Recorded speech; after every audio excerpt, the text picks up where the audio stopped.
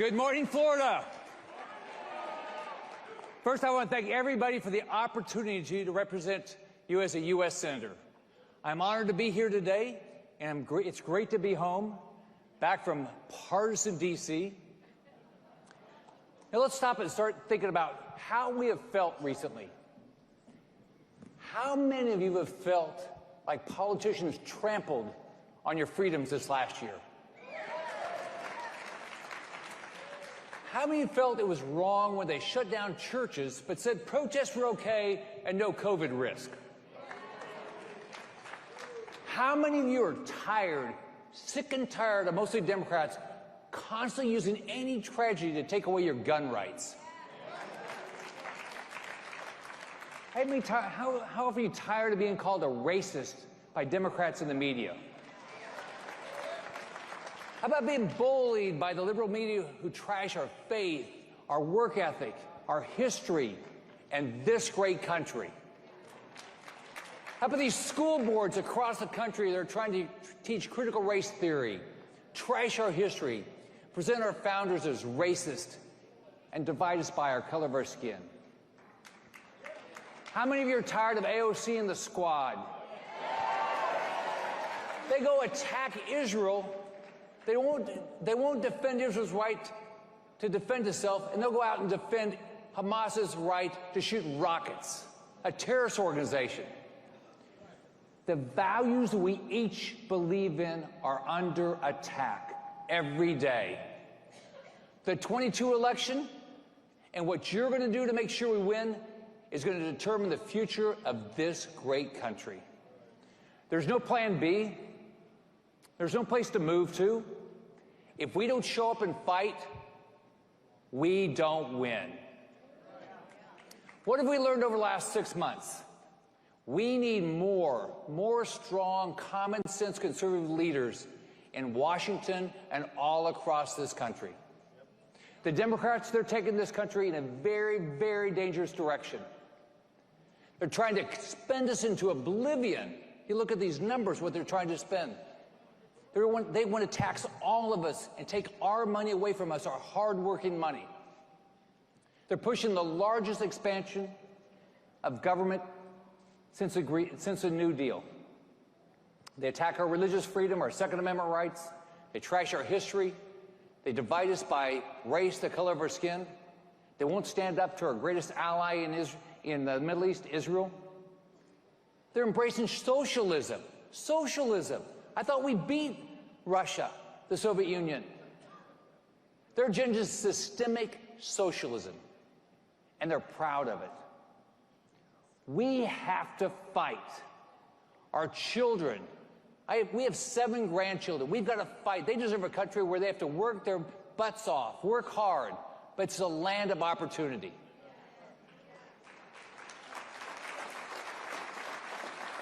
So, if every Thursday we come home that something doesn't happen, it's an unbelievable day for this country. The Democrats' entire agenda is based on one bill. They want to federalize elections to ensure Democrats are always in charge. The bill is called the Corrupt Politicians Act. It's a sham, it's a lie, it's nothing but a big power grab by the Washington Democrats. Look, the Democrats don't want free and fair elections. They want elections only Democrats can win. That's a good election in their mind. Make no mistake, the entire Democrat Party, from Biden on down, is engaged in a big lie when they say it comes down to election reform. They claim that any election reform suggested by us, by the Republicans, well, it's a suppressive vote, and it's because we're racist. That's a lie. We need to stand up and say, they are lying. Voter ID is not racist. It's common sense. Preventing ballot harvesting or drop boxes that aren't secure, that's not racist. It's common sense. Preventing illegal immigrants from voting, it's not racist. It's common sense. The Democrats' Corrupt Practices Act is an assault on free and fair elections, and erode state safeguards that keep each of our elections fair so your individual right to vote is never, never, never diluted. Our goal is maximum participation in zero, not some, zero fraud. Everything now the Democrats talk about is racist, right? Now even the filibuster is racist. Even though President Biden, when he was in the Senate, and many Senate Democrats have used it forever. Last year, remember Tim Scott had his police reform bill? They used a filibuster to stop it, but somehow now it's racist. Look, these people are ridiculous. I think they actually do believe America is racist, and they're clearly trying to teach it to our kids. They want to divide us by the color of our skin. They're wrong. It's not good for this country. America is the greatest country in the world. This country has given more opportunity for people here and around the world than any other country ever created. You know, I recently took my oldest grandson to a military museum. He's going to be a paratrooper like my father. And so the guide said, you know, he asked the kids, if they knew the Pledge of Allegiance. I'd never heard it before. I've never heard him say it before. I was proud. They gave him a sticker because he said it perfectly. So why don't we do it together now? Let's stand up. We believe in it. I pledge to the flag of the United States of America and to the republic for which it stands, one nation, under God, indivisible, with liberty and justice for all.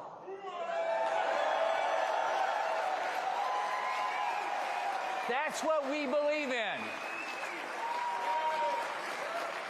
I want my grandkids to believe in it just like I did. Unfortunately, we're living in a nation where these woke, rich, pampered football players are kneeling for the Pledge of Allegiance. But when you watch your grandkids and you watch other younger people, the younger generation, you see that we're not losing. If we stand up every day and fight, we are winning. I'm so proud of my dad. He did all the combat jumps as a member of the 82nd Airborne. He would be so proud that his great-grandson stood and could say the Pledge of Allegiance at a young age. But you know, the bottom line is going to take this. Every day, each of us, we have to say, part of our day, we're going to fight against this woke mob and these radical Democrats who are trying to absolutely destroy this country and the values that we grew up with. Let's go back. Joe Biden's plan, systemic socialism. They want to change America, rewrite our history. They want government to control every aspect of our life. They want to tell you what to think, what to say, and what you can believe. It's not the America that my mom and dad taught me. It's not the America I grew up in, not the America that my grandkids are going to grow up in. Religious liberty is our first and the most important freedom of the Constitution of the United States. We have the right to freely exercise our religion, a sacred right that we all and I will always fight for. Growing up, my mom made sure, she told me how blessed I was to grow up in this country with all the freedoms and values that we have in this country. We went to church and youth fellowship a lot. I told my mom, there's nobody like you, Mom. So I always didn't appreciate my mom. She was a tough-as-nails mom. It was my way or the highway mom. But she said, you will be an Eagle Scout. You're going to make straight A's. And she said, go get a job and don't you ever get fired. She said, you know, Rick, we live in public housing, but you're blessed because you live in America. And there is no limit. You can be anything you want to be because you live here.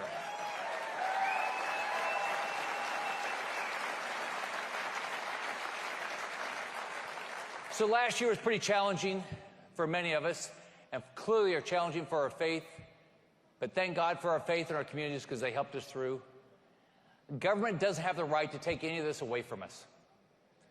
Let's remember, Democrat mayors and governors, they were allowing protesters to go loot our small businesses, attack our law enforcement, but they refused to let our churches and our synagogues open. We saw liberals attack our fundamental right to worship and use COVID as an excuse. We know those on the left will take every opportunity to attack America's First Amendment rights and our ability to freely worship. We cannot retreat. You know, the other thing, as Steve Scalise says, there's an all-out attack on the people of faith that respect and cherish the sanctity of life. I make no mistakes. I am pro-life. I don't water down my words. I don't look for careful, political-sounding cliches. Life begins at conception. If you deny that, you are absolutely anti-science. Remember, the Democrats are so science? The Democrat Party is full of anti-science nonsense. Every single human being knows that life begins at conception. Everyone knows there are two categories of people: those who admit it and those who are going to go lie about it. But they have to lie to themselves. Otherwise, they would have to admit they were supporting destroying innocent human life. Here's something that we all should be excited about, though. I actually believe the younger generation, they're coming our way.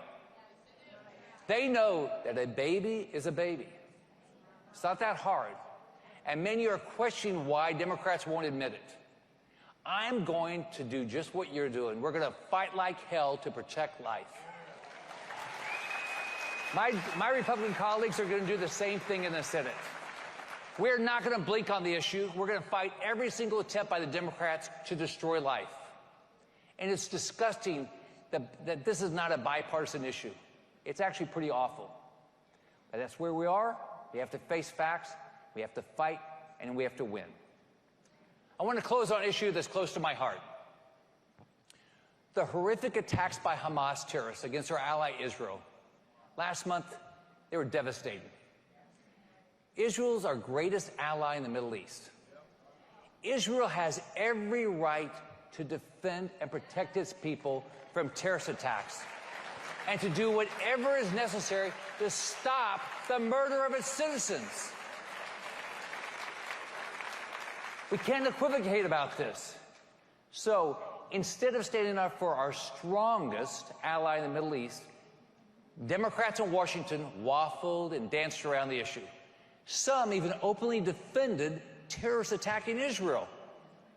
It's shameful. It's a disgust. It's a disgrace. I've had the opportunity to travel to Israel a bunch of times, and I talked to families. They live under the threat of Hamas, Hezbollah, ISIS, and Iran every day. Now, let's stop for a second. Picture somebody you know, a 5-year-old little boy. What are they? They're full of life. They love their family. They're happy. Puts a smile on your face, right? Now let me tell you about Hamas and a 5-year-old, Idu Avagal. Idu, like all of us, loved his family. He enjoyed playing with his friends. He was killed by Hamas rockets that pounded Israel. Idu's life was taken by these terrorists. I've got a 5-year-old grandson, Eli. I can't imagine losing him. And think about the 5-year-old you thought about. Could you imagine what that family is going through right now? I visited communities close to the Gaza border. They had seconds when the sirens gone off to get into the bomb shelter. Little kids would raise their hand instinctively because they believed somebody was going to pick them up. That's disgusting, that you have to live under this.